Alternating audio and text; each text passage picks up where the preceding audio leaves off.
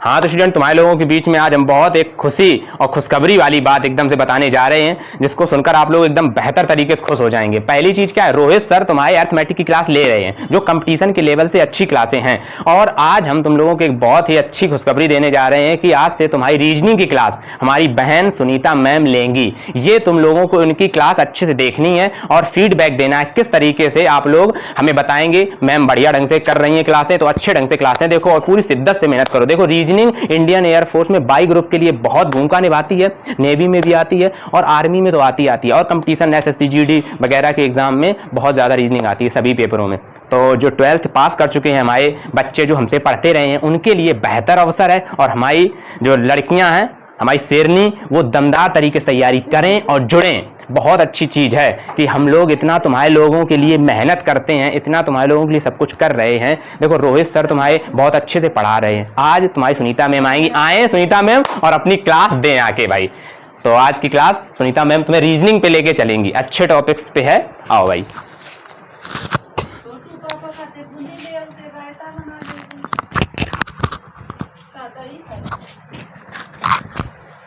हाँ बढ़िया ढंग से क्लास आज सुनीता मैम की तुम लोग ले, एकदम अच्छे ढंग से तैयारी बना के रखो।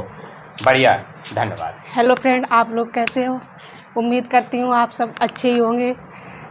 ठीक है, तो आप लोगों को जैसे कि बताया है पूर्वज भाई ने कि आज रीजनिंग की रीजनिंग का चैप्टर है कुछ आंकड़ा अनुलग्नक।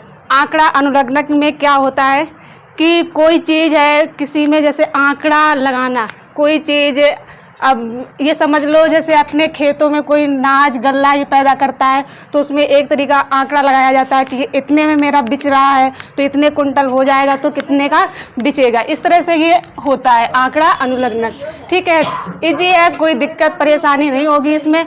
तो आप लोग देखते हैं कि आंकड़ा अनुलग्नक में पहले तो मैंने उत्तर लिख दिए हैं। उत्तर क्यों लिखे हैं आप लोग परेशान मत होना, क्योंकि उत्तर इसलिए लिखे हैं कि यहीं से क्वेश्चन का आपको आंसर देना है। ठीक है, तो सबसे पहले हम देख लेते हैं कि क्या है। यदि केवल कथन फर्स्ट में दिया गया डाटा प्रश्न का उत्तर देने के लिए पर्याप्त है, जबकि कथन सेकेंड में नहीं है, मतलब कि दो कथन दिए जाएंगे, उसमें से एक कथन से आपका आंसर नहीं मिल रहा है और एक से मिल रहा है, तो आपका आंसर कौन सा होगा? उत्तर नंबर 1। ठीक है, इसके बाद दूसरा जो है, कथन सेकेंड में दिया गया डाटा प्रश्न का उत्तर देने के लिए पर्याप्त है, जबकि कथन सेकेंड में नहीं है, तो आंसर आपका कौन सा होगा? उत्तर नंबर दूसरा। इसी तरह से आपका जो है उत्तर नंबर तीसरा, अगर कथन फर्स्ट और सेकेंड से उत्तर मिल रहा है तो आपका आंसर कौन सा सही हो जाएगा? तीसरा। ठीक है, फर्स्ट और सेकेंड से उत्तर की जानकारी नहीं मिल रही है तो आपका आंसर कौन सा हो जाएगा? 4 नंबर, मतलब कि उत्तर नंबर 4। और 5 में क्या है कि फर्स्ट और सेकेंड से उत्तर मिल रहा है तो आपका आंसर क्या हो जाएगा? 5। अब देखते हैं कि क्वेश्चन क्या होता है इसमें। क्वेश्चन क्या होता है कि एक खास कोड में 7 का क्या अर्थ है। ये क्वेश्चन है बेटा आप लोगों का, एक खास कोड में 7 का क्या अर्थ है। देखिए क्या अर्थ होता है, कथन दिए गए हैं। ठीक है, कथन आपका फर्स्ट क्या है, उस कथन में 753 का अर्थ है बी स्टार डी और 539 का अर्थ है डी बी हैज। ठीक है, ये आपके कोड है और इनके ये अर्थ है। ठीक है, जैसे हम लोग मीनिंग करते हैं, मीनिंग एप्पल माने क्या होता है? सेब होता है। इस तरह से ही इनके अर्थ हैं। जैसे कि 753 है तो 753 का अर्थ आपका क्या होगा? Be steady. ठीक है, इसी तरह से कथन सेकेंड आपका आता है, उस कोड में 427 का अर्थ है ए जे स्टार, मतलब कि 427 का अर्थ क्या बोल रहे हैं यहाँ पे? ए जे हैज। और 214 का अर्थ क्या दे रहे हैं? जे @ ए। ठीक है, अब देखो कैसे लगाते हैं। तो 753, इसका अर्थ क्या है? Be steady. और क्या है? ये कथन फर्स्ट की बात चल रही है, 539 का अर्थ क्या है? डी बी और हैज। ठीक है, सेकंड कथन क्या कह रहा है, इसको भी लिख लेते हैं। उस कोड में 427 का अर्थ है, मतलब कि 427 का अर्थ क्या दे रहे हैं? ए, जे और स्टार। ठीक है, और क्या बोल रहे हैं? 214 का अर्थ क्या दे रहे हैं? जे @ और ए। ठीक है, तो अब आपको इसमें देखना है। और क्वेश्चन आपका क्या दिया है कि एक खास कोड में 7 का अर्थ क्या है। आपको क्या बताना बेटा? 7 का अर्थ क्या है। ठीक है, तो 7 का अर्थ क्या है तो हम यहीं से पता करेंगे, कथन फर्स्ट से और सेकंड से। ठीक है, तो बी, अब ये कॉमन देखना चाहिए, इसमें कॉमन देखना पड़ता है, तभी आपको पता पड़ेगा कि ये 7 और 5 3, ये 7 5 3 है, और यहाँ क्या है? B*D। तो मतलब कि ये 7 जो है ये बी का अर्थ निकल रहा है, यहाँ पे 5 का स्टार और यहाँ 3 का डी। ठीक है, अभी क्लियर नहीं कर सकते इसको जब तक कॉमन नहीं देखते हैं। ठीक है, यहाँ पे क्या होता है कि 5 है, यहाँ 3 है, यहाँ 9 है। ठीक है, तो 5 का डी, 3 का बी, 9 का हैज। ठीक है, अभी इसे क्लियर नहीं कर पाएंगे जब तक इसको कॉमन नहीं करेंगे। अब दोनों कथन देखते हैं, इसमें 7 है, कथन फर्स्ट में 7 है, इसमें है। अब इसमें देखेंगे, यहाँ पे क्या है? बी है, लेकिन इसमें बी नहीं है, तो इसका क्या हो गया कि 7 का बी ऑप्शन गलत हो जाएगा, बी मतलब अर्थ नहीं होगा। ठीक है, अब देखेंगे यहाँ पे स्टार, कथन फर्स्ट में भी स्टार है, सेकंड में भी स्टार है। ठीक है, तो 5 यहाँ है, 5 यहाँ नहीं है, 3 यहाँ है, 3 यहाँ नहीं है, यहाँ 7 है, यहाँ 7 है, यहाँ स्टार है, यहाँ स्टार है। तो पता तो यहीं से चल गया कि ये हमारा 7 का जो खास कोड है वो स्टार है। ठीक है, ऐसे ही इसको भी चेक कर लेते हैं कि ये 5, यहाँ पे 5 है, यहाँ 5 नहीं है, यहाँ 3 है, यहाँ पे 3 नहीं है, यहाँ 9 है, यहाँ पे 9 नहीं है। ठीक है, इसी तरह से अब यहाँ से तो कोई मैच नहीं मिल रहा है, तो आंसर आपका यही हो गया है कि 7 का कोड पूछा गया है, तो 7 का कोड आपका क्या मिला? स्टार। क्या मिला? स्टार। अब इसे आंसर अभी स्टार नहीं कह सकते हैं, क्योंकि हमने इसलिए पहले ही लिख दिए थे कि आंसर आपके इसलिए लिखे थे कि अब यहाँ से बताना है कि अब ये कौन सा सही होगा। तो फर्स्ट और सेकंड से उत्तर मिल रहा है, मतलब कि फर्स्ट कथन ये है, सेकंड कथन ये है, दोनों से मिलाकर उत्तर मिला है, तो आपका आंसर कौन सा हो जाएगा? 5। कौन सा होगा? 5, ये आंसर होगा। ठीक है, नोट करना चाहो तो नोट कर सकते हो आप लोग। इसी तरीके के से और से भी सवाल हैं, तो उसको भी देख लेते हैं। समझ में आया होगा आप लोगों को, ये कुछ ज़्यादा नहीं था, बस उसमें यही देखना था कि मैच किस में हो रहा है, मैच से ही पता चल जाता है, और इसमें गुणा भाग घटाना जोड़ कुछ भी नहीं होता है। इसीलिए कहा है आंकड़ा अनुलग्न, इसी में आंकड़ा लगाया जाता है बस, और कुछ भी नहीं है। देखते हैं अब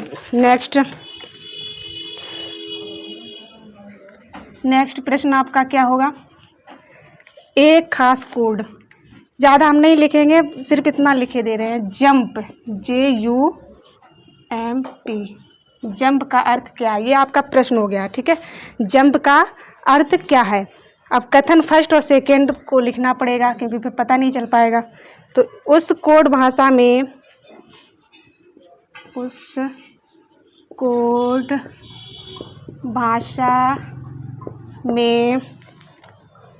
जंप एंड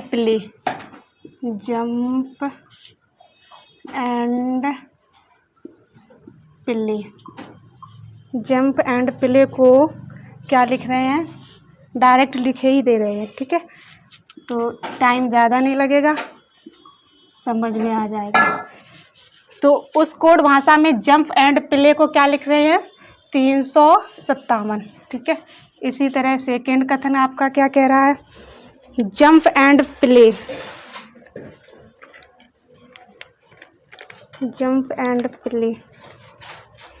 दूसरा है प्ले फॉर नाउ, तो इसको क्या लिख रहे हैं? 300, प्ले फॉर नाउ को लिख रहे हैं 598। ठीक है, तो ये शॉर्टकट है, समझ जाना कि उस कोड भाषा में जंप एंड प्ले को क्या लिख रहे हैं? 3 5 7। ठीक है, तो दूसरा कथन क्या है? Play for now 5 9 8। ठीक है, अब देखना है कि जंप को क्या लिखा जाएगा। ठीक है, जंप को क्या लिखा जाएगा, तो मैच करो। जंप यहाँ दिया गया है, जंप यहाँ नहीं दिया गया है, पहले ही ख़त्म हो गया। एंड यहाँ दिया गया है, एंड इसमें नहीं दिया गया है। प्ले यहाँ दिया गया है, प्ले यहाँ दिया गया है। ठीक है, तो ये बात पता चल गई कि प्ले इसमें भी है और प्ले इसमें भी है। कॉमन चीज़ें देखनी पड़ती हैं इसमें, तो प्ले इसमें भी है, इसमें भी, दोनों कथन में प्ले मिल गया। ठीक है, अब देखना क्या है आपको कि कोडिंग इसकी क्या होगी प्ले की। यहाँ पे 3 है, यहाँ पे 3 नहीं है, यहाँ 5 है, यहाँ पर 5 है, तो यहीं से आपको मिल गया आंसर।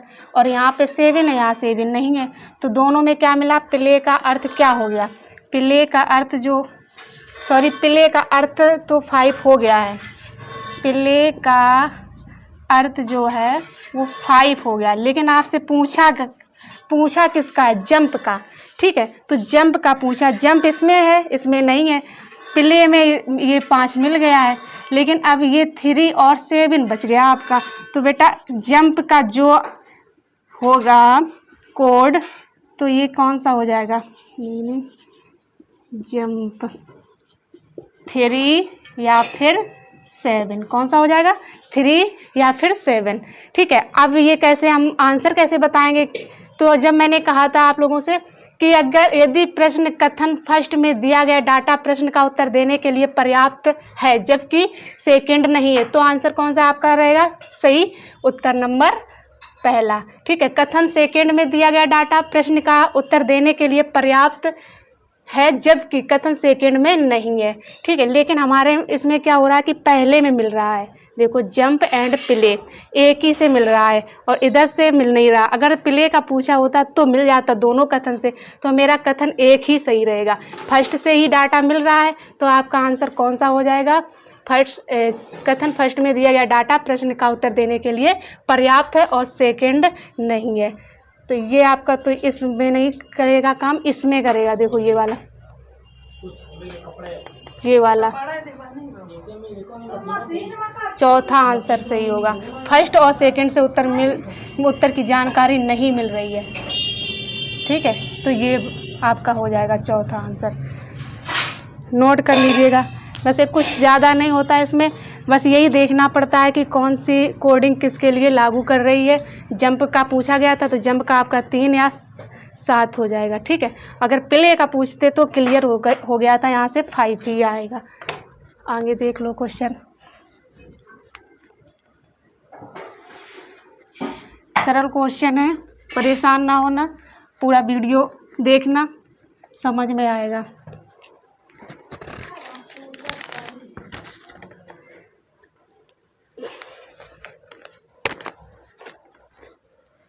तीन,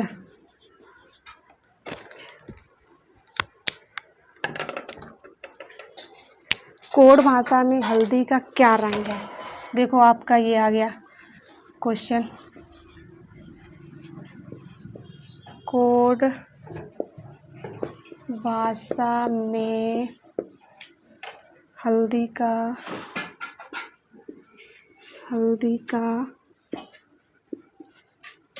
क्या रंग है। कोड भाषा में हल्दी का क्या रंग है। सभी को पता है कि हल्दी का पीला रंग होता है, लेकिन ऐसा इसमें नहीं है कि इसमें कुछ चेंज हो गया है। ऐसे सीधे कोई क्वेश्चन थोड़ी पूछेगा, ठीक है, कुछ ना तो कुछ उसमें घुमाएगा। तो हल्दी का पीला रंग होता है, सबको पता है, लेकिन इसमें क्या कह रहे हैं कि इसमें कथन के अनुसार आपको बताना है। कथन आपका फर्स्ट है, फर्स्ट क्या है, कोड भाषा में गुलाबी को लाल कहा गया, तो गुलाबी को क्या कह रहे हैं, लाल, शॉर्ट में लिख रहे हैं, ठीक है, समझ जाना आप लोग। कोड भाषा में गुलाबी को लाल कहा जाता है, लाल को काला, लाल को काला, ठीक है। फिर इसके बाद क्या है, गुलाबी को लाल कहा जाता है, लाल को काला कहा जाता है, काले को पीला, काले को पीला, ठीक है। ये कथन आपका फर्स्ट था बेटा। अब सेकेंड अब कथन क्या कह रहा है, पीले को हरा कहा जाता है, पीले को क्या कह रहे हैं? हरा। पीले को हरा और हरे को गुलाबी। क्या कहेंगे? हरे को गुलाबी। नीले को सफ़ेद। नीले को क्या कहेंगे? सफ़ेद। नीले को सफ़ेद। ठीक है। तो कोड भाषा में हल्दी का रंग क्या है? आपको क्या बताना है? कोड भाषा में हल्दी का रंग क्या है? गुलाबी को क्या बोल रहे हैं? लाल। लाल को क्या बोला? काला। काले को क्या बोला? पीला। पीले को हरा। हरे को गुलाबी। नीले को सफ़ेद। ठीक है। तो जो हल्दी का कलर होता है, सबको पता है कि हल्दी जो होती है वो पीले कलर की होती है। बट इसमें होता क्या, अब इसके अनुसार आपको चलना है कि पीले को क्या कह रहे हैं? पीले को हरा कह रहे हैं। तो अब ये पीला ना होके इसका जो आंसर होगा वो क्या हो जाएगा? हरा। ठीक है। तो ये आंसर हरा हो गया। अब आपको क्या मिला कि कथन फर्स्ट और सेकंड दोनों से आपको उत्तर मिला है, यानी एक से मिलता तो आपका दूसरा आंसर हो जाता। ठीक है। दोनों से जब मिल रहा है तो फर्स्ट और सेकंड से उत्तर मिल रहा है, तो आपका आंसर कौन सा टिक करोगे? 5 वाला। ठीक है। समझ में आया होगा आपको।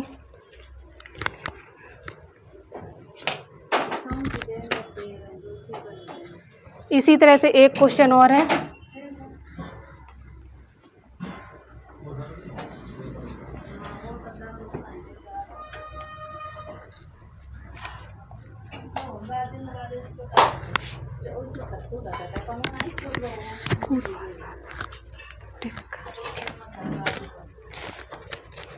बहुत ही अच्छे क्वेश्चन है बेटा, इनको ध्यान से आप लोग करना। इजी भी है, कोई दिक्कत नहीं होगी। कूट भाषा। कूट भाषा में टिक। टिक का क्या अर्थ है? टिक का क्या अर्थ है? ठीक है। टिक का क्या अर्थ है? देखो, फर्स्ट आपका कथन क्या कह रहा है? कूट भाषा में टिक का क्या अर्थ है? आपको क्या बताना है? टिक का अर्थ। ठीक है। तो टिक का अर्थ कैसे बताओगे? जब कथन आप पढ़ोगे सही से, तो जहाँ पे पिट और टिक और क्या है? ना और क्या? ये जोट। इसका अर्थ क्या है? वेयर आर यू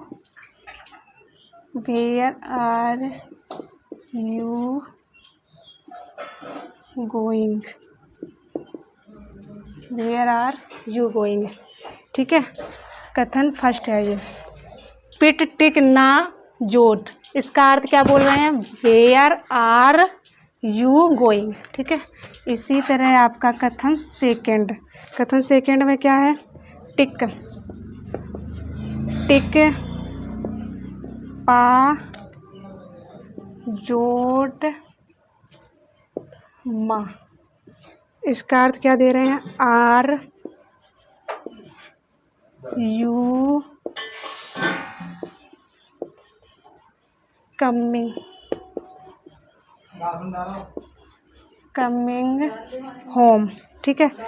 तो क्या है कि कूट भाषा में टिक का अर्थ क्या है? टिक का अर्थ पूछ रहे हैं। कथन आपका फर्स्ट क्या है? पिट टिक ना जोट, इसका अर्थ क्या दे रहे हैं? Where are you going. दूसरा क्या है कथन? टिक पा जोट मा, आर, इसका अर्थ क्या है? Are you coming home? ठीक है। हाँ, अब यही काम करना है कि पहले तो दोनों कथन में देखना है कि कॉमन कौन सी चीज़ है। तो कॉमन चीज़ क्या देखना है? पिट यहाँ पे है, पिट इस पे नहीं है। टिक है, इस पे टिक है, यहाँ पे गोला कर लो। यहाँ पे ना है, यहाँ पे नहीं है। यहाँ जोट है, यहाँ पे जोट है, इसको गोला कर लेते हैं। ठीक है। और यहाँ पे पा है, यहाँ पा नहीं है। यहाँ माँ है, यहाँ माँ नहीं है। अब इधर देखते हैं और टिक का आपको बताना है।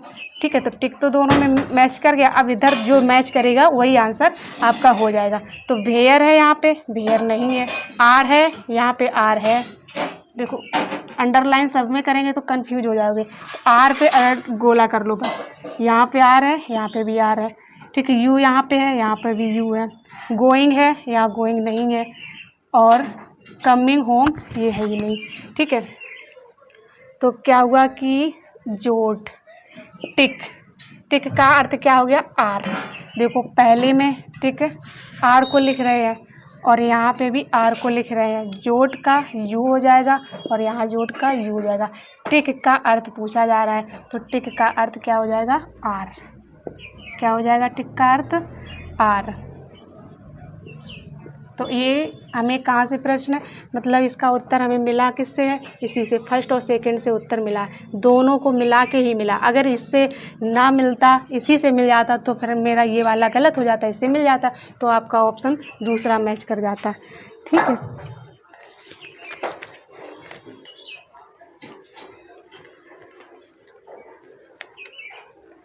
चलो हमारी वीडियो यहीं तक समाप्त होती है और आप लोग अच्छे से अच्छे ढंग से पढ़ते रहिए। अगर आपको समझ में आया हो तो बताना, तो ऐसी वीडियो और हम आप लोगों के लिए लाएंगे।